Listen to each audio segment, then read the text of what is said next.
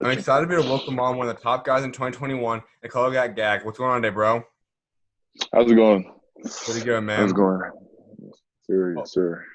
I mean, this is definitely a crazy year for everyone, obviously. You're part of the 2021 class, but obviously you're back home in Australia. What's it like out there right now? It's good. I mean, the coronavirus out here isn't as bad as the States. Um, there's still cases, but they're starting to open things up. They're opening gyms up and like parks and like restaurants and all that. So I mean, it's a little better out here. So I mean, working out a little bit. Uh, I've just been starting to hoop indoors like last week, so that's been good. But I mean, it's a good out here, definitely. And so I know you obviously are back home. Was that the plan originally, or did you decide to come out here and stay this whole time because of the coronavirus? It wasn't my plan was because I was on spring break actually. I was like right at the end of my spring break. And my plan was, yeah, just from like March, the start of March to the end of March, I was down in Miami with my brother. Um, and then the coronavirus just started getting like worse and worse. Like as I was staying in Miami, the NBA, the NBA got canceled, and then all these the March Madness tournament got canceled, and all this just started getting canceled. And then I heard rumors that like high schools were gonna start getting shut down like early. So I waited, and then my school Blair got confirmed shut down like probably like March 20th or something. Okay. So I was talking to my brothers and my mom. They saying I could definitely come back here because there's no need to be out there in states no more. The school and all that got canceled. Mm-hmm. So And yeah. I can imagine for you then the probably what you're going to be doing originally planned was probably go play AU and then mostly do a lot of visits this past summer.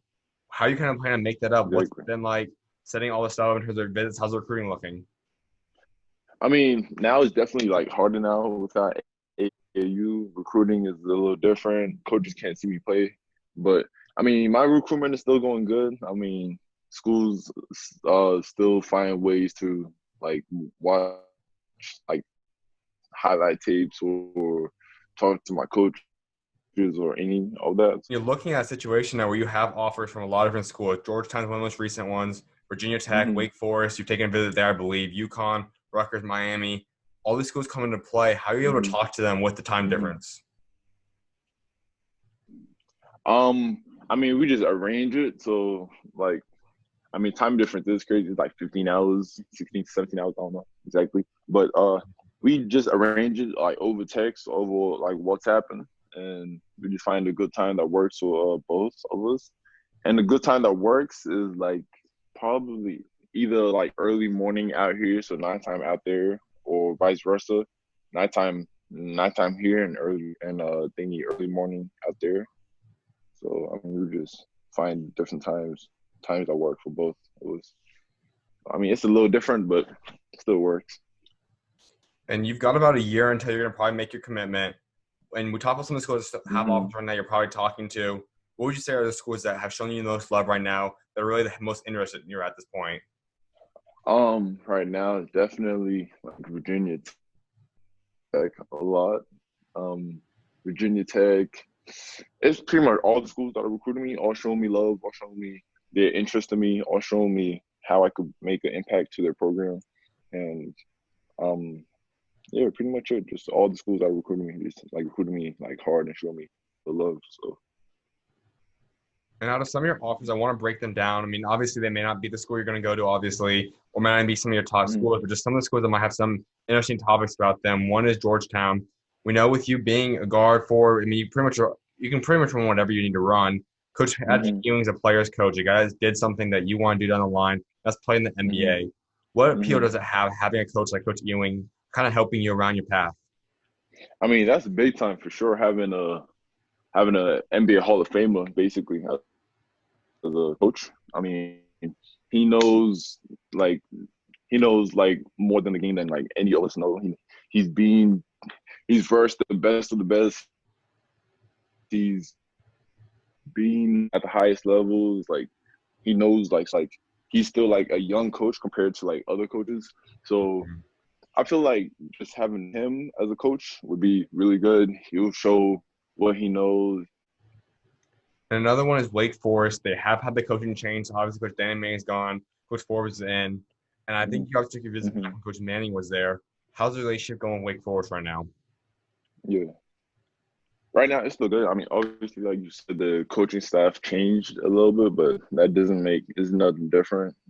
Coaches, everyone's still they're all still interested. They're all still showing their interest in me, including Coach Forbes, the new head coach. I was on a Zoom call with them the other week, and um, they were still showing the exact same interest, exact same. It's still the same. Okay. That's big time. I know there's some guys obviously had the Wake Forest offer that obviously once the coaching change happened, they didn't continue with them. So you're saying then obviously Coach Forbes and Wake Mhm. Forest still heavily committed to you? Yeah, definitely. Coach Forbes is also a great coach. Hmm. Talk to him. He's been to many, many high places. So I mean, he's also a big time coach too.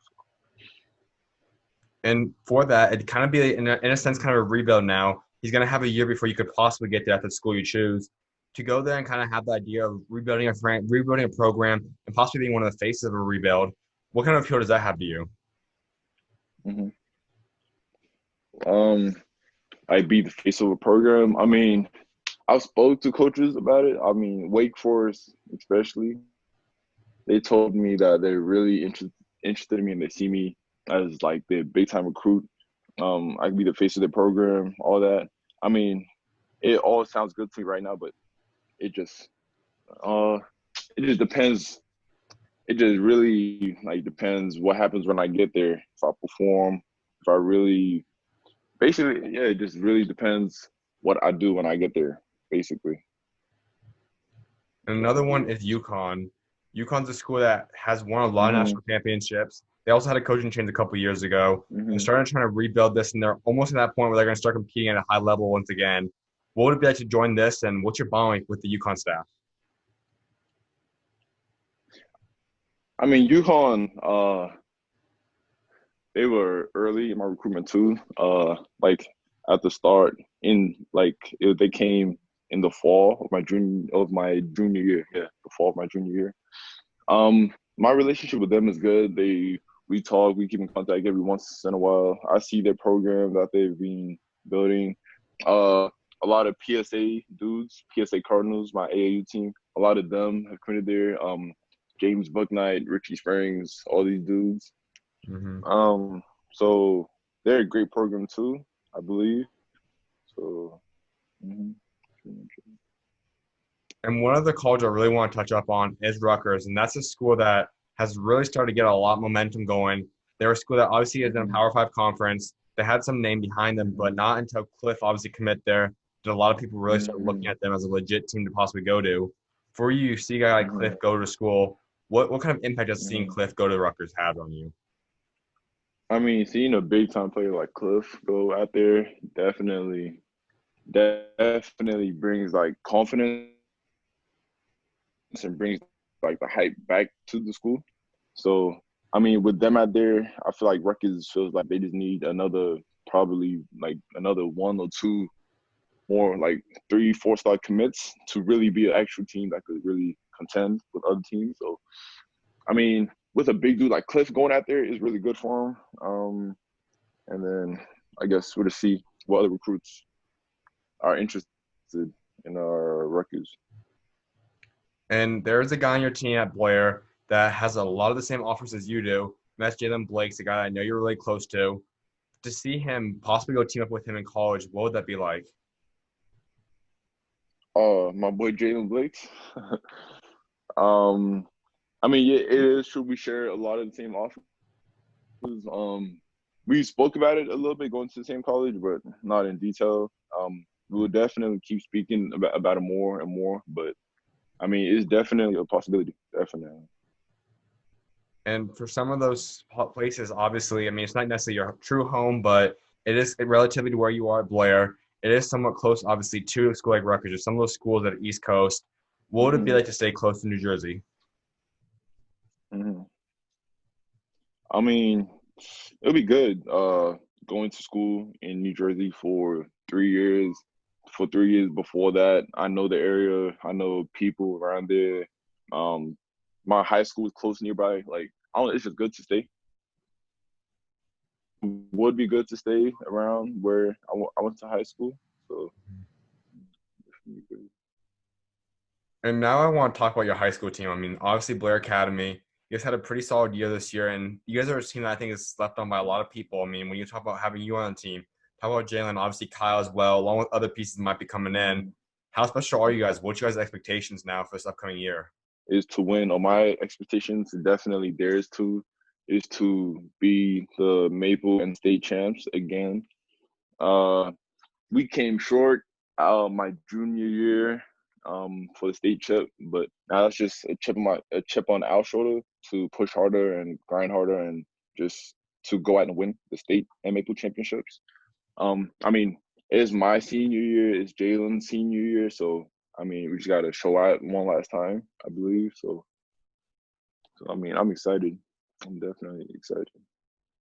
Let's talk a little more about Jalen. He's a guy that is starting to get in the top 100 finally. He's a member. He's been a part of Team USA. He's a Hmm. guy that I think is obviously a very special player. But you're his Hmm. teammate. How special is he playing with? Hmm. How elite? Where do you kind of Hmm. see him in terms of the 2021 class? Where does he rank up? Jalen, Jalen is something different to me. Jalen is a dog. Jalen, this kid is a dog. This kid hates to lose, practice. Like Jalen's just like he just has like a desire, like a fire that just pushes him. Just like it's crazy. He just has a fire. He just has a motor that I've never seen on defense and on offense. He can like snap like that and go for like 15 points in like 2 minutes or something. Jalen is a dog, and I feel like Jalen. I feel like Jalen, like next year, he's going to be a really, really key figure on that team. Um, Jalen, he motivates the whole team, including myself. He's been motivating me since I came there sophomore year. Um, I feel like he's going to be a really, really big figure next year in our achievements, definitely. So, I mean, playing with Jalen Blakes is like playing with no other. Mm-hmm. He should definitely be up there in the rankings, 100%, 100%. And you're in a state that in New Jersey, New York, we know what they're known by, and that's the guard play. And that's something that makes him even more special because every team out there, if he's not a highly recruited player, he's Mm, still a very good elite guard. And you see the way Jalen competes against other guys. When you rank him up out there, would you say he's a top 50, top 30, top 20 kind of talent? Jalen, definitely, for sure. Call him a top 20 talent in the a top 20 talent in the nation, 100%, 100%. He's got another guy in his backcourt that's a guy that really exploded up last year. He wasn't expected to have that jump, and that's Kyle. He's the guy that I think has immense potential as well. What's this limit for him? What kind of player Mm-hmm. he can turn into? Kyle Cuff, also just like Jalen, kid has the craziest motor I've ever seen. He has a 48-inch vert. He can fly. He's athletic. He's like he has a motor defensively and offensively. Locks up the other team's best players. Can get us a bucket on off. Like he's also a big time player with like potential to the roof. So playing, so I mean playing, so playing with them two is definitely crazy. The two best guards in my opinion. That should be ranked higher. I definitely believe. That's big time. And last year, you got to be along with Jabri, a guy Mm-hmm. that is another top 50 player, guy that was a top 30 player Mm-hmm. prior to having to sit out most of this year. What was it like just being around him, just kind of learning Mm-hmm. from him? I mean, Jabri, everyone knows he's a top 30 ranked ESPN, all that. Jabri is just like a winner. He loves to win. And I mean, playing with him, he kind of showed all of us just like what it takes to win and like like how it feels to be like a winner, basically. Jabri, he knew he was the most talented team. I mean, he knew he was the most talented player on that team, but him sitting out for the last season, his senior year, kind of showed like really like how he is, really like how good of a leader he is. Like even off the court, he didn't play. He played 3 games, 4 games in the season, He was a leader. He's like a leader off the court. He led the young guys. He taught me things, taught Jalen things. Like, he's a great leader on and off the court, I believe. And should be also ranked higher, I really believe. And so if Jabri was able to play this entire course of the season, and you're talking about having obviously we talked about the two guards along with Mm-hmm. Jabri, how special would you guys have been? What would this year have been like? Oh, I definitely believe we would have. I believe we would have went undefeated and won Maple and State 100%, and Maple and State championships. And so you look at your team, we know about the big three we just talked about. Other guys might be returning as well, but would you say as anyone, possibly another big time player, could be transferring and joining you guys this upcoming season? Any anyone else? I mean, we got a few dudes coming in. We got Otega Owe. His older brother came to Blair a few years back before I was there. Played with Jalen in Jalen's freshman year. Um, he's also a big time, uh, big time talent, athletic, strong, potential to the roof. So he's coming in. We got a few new guys, and we just got a lot of returning dudes. We got our two freshmen from last year, upcoming sophomores. I mean, we definitely have a squad next year. And so let's talk more about you now. You have 1 year left of high school basketball Mm-hmm, for you, and you're coming off a pretty mm-hmm. solid year. What's the next jump for you? What numbers do you think you want to put up that you'd say would be a successful year for you?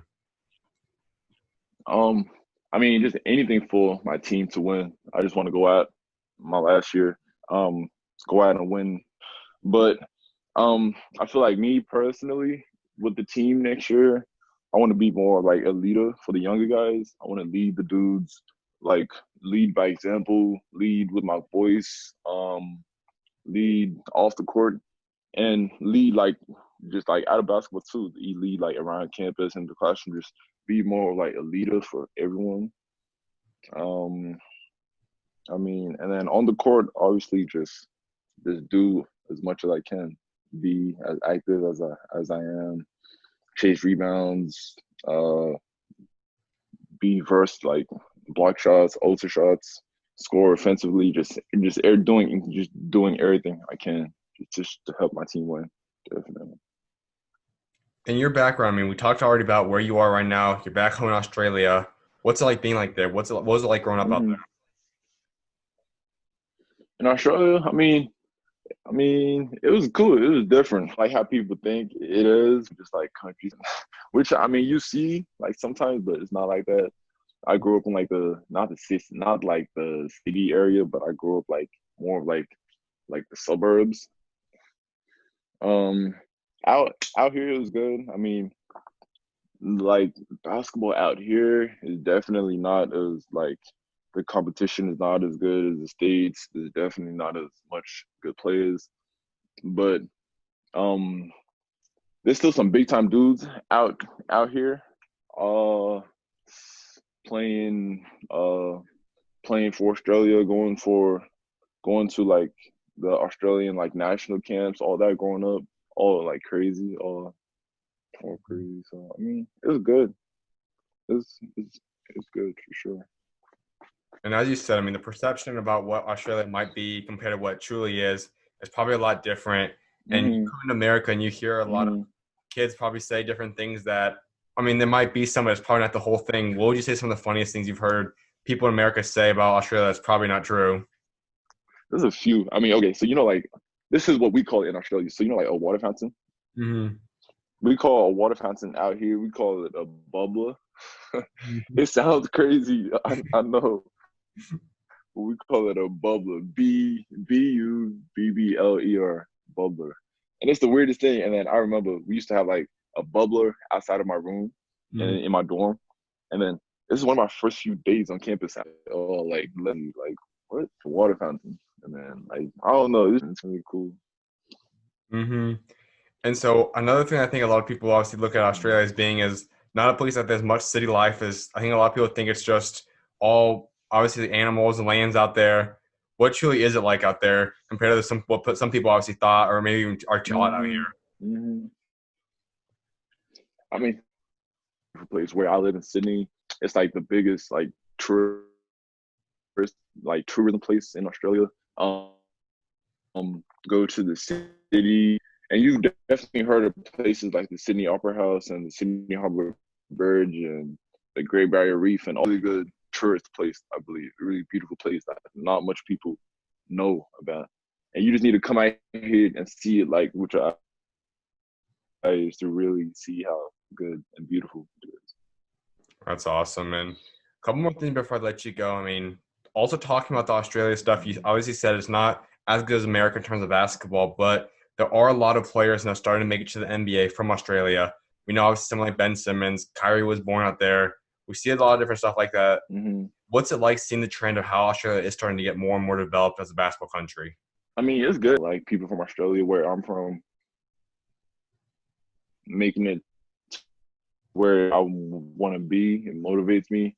Um, uh, Motivates me, makes me work harder. And then it kind of just like again, just like, oh, if he could do it, if Ben Simmons can do it, then why can't I? Ben Simmons grew up in the same country I did. He went to high school in America like I did. He's about to go to college like how I'm going. Like he can do it, like can I? So As we have talked about as well, with the recruiting process, sometime the next year you're probably going to commit. Is there kind of a timeline that you'd like to be committed by? Do you want to be committed before season, during it, after it? What's that look like?